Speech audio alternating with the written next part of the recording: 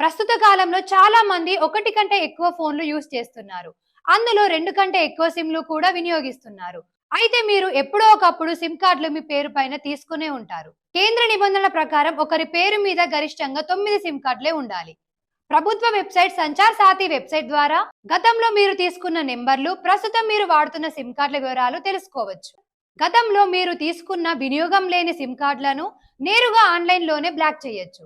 అది ఎలాగో మనం ఇప్పుడు తెలుసుకుందాం. బ్రౌజర్‌లో ఈ వెబ్‌సైట్‌లోకి వెళ్ళాలి.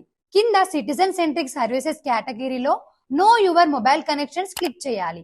ఈ service telecom analytics for fraud management and consumer protection అందిస్తోంది. నో యువర్ మొబైల్ కనెక్షన్ పై క్లిక్ చేసిన వెంటనే కొత్త విండో ఓపెన్ అవుతుంది. అందులో ప్రస్తుతం వాడుతున్న మొబైల్ నెంబర్ను ఎంటర్ చేయాలి.